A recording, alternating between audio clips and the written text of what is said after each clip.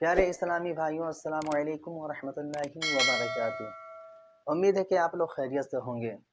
क्या आप लोगों को पता है कि जो कुरान मजीद पुराना हो जाता है, पुराना से मुराद वो कुरान मजीद है जिसके औराक फटने लग जाते हैं, बिखर कर ज़ाय हो जाने लगते हैं, ऐसे कुरान मजीद को हमें क्या करना चाहिए? कोई कहता है कि उसे जला देना चाहिए, कोई कहता है उसे दरिया में डाल देना चाहिए, कोई कहता है कि उसे तालाब में डाल देना चाहिए, और कोई कहता है कि उसे कुएं में डाल देना चाहिए, और कोई कहता है कि उसे दफन कर देना चाहिए। तो फिर ऐसी सूरत में हमें क्या करना चाहिए? और दूसरी बात ये कि आपने देखा होगा कि स्टिकर, बैनर, शादी कार्ड वगैरह में कुरान की आयतें, हदीसें, दरूद शरीफ, औलिया अल्लाह के नाम व गुंबद वगैरह होते हैं। तो ऐसे में हमें क्या करना चाहिए? क्या उसे हम कचरे के ढेर में फेंक सकते हैं, या फिर उसे हम जला सकते हैं या नहीं? तो आज हम यही बातें करने वाले हैं।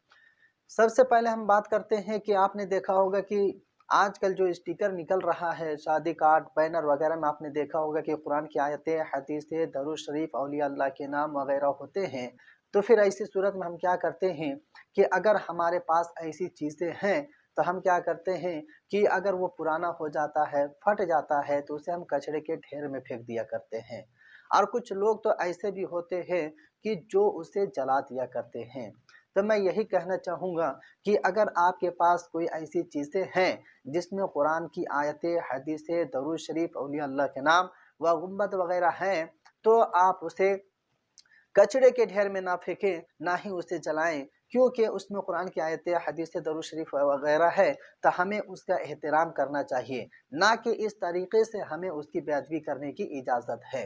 अब उसे क्या करना चाहिए? अगर आपके यहाँ दरिया है तो आप उसमें डाल सकते हैं, और इससे बेहतर ये होगा कि आप उसे किसी एहतियात की जगह पर दफन कर दें। अब ये बात करते हैं कि वो कुरान मजीद जो पुराना हो जाता है, जिसके पेज, पन्ने फटने लग जाते हैं, तो उस कुरान मजीद को हमें क्या करना चाहिए?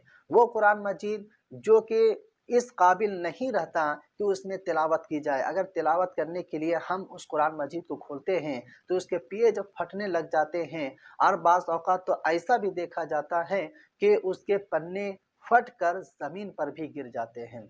इस तरीके से तो उस कुरान मजीद के पेज जो होता है, उसकी बेअदबी होती है, उसका एहतराम नहीं हो पाता है।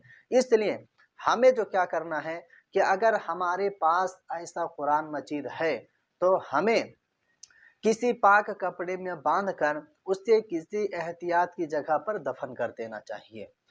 और दफन करने में ऐसा ना करें कि आपने किसी जगह पर गड्ढा खोदा और उसमें कुरान मजीद को रखा और ऊपर से मिट्टी को डाल दिया। ऐसा ना करें, बल्कि आपने देखा होगा कि जब हमारे यहाँ यानी कि मुसलमान के यहाँ अगर कोई इंतकाल कर जाता है, तो हम उसका कब्र बनाते हैं, और जब कब्र बनाते हैं तो ऊपर से तख्ता लगाते हैं, छत बनाते हैं। इसी तरीके से हमें जब कुरान मजीद को दफनाना हो, तो हम भी इसी तरीके से कब्र बनाएं, उसके ऊपर तख्ता लगाएं, उसके ऊपर छत बनाएं, ताकि जो कुरान मजीद हम उसमें दफन करने वाले हैं, उस कुरान मजीद में मिट्टी ना पड़े।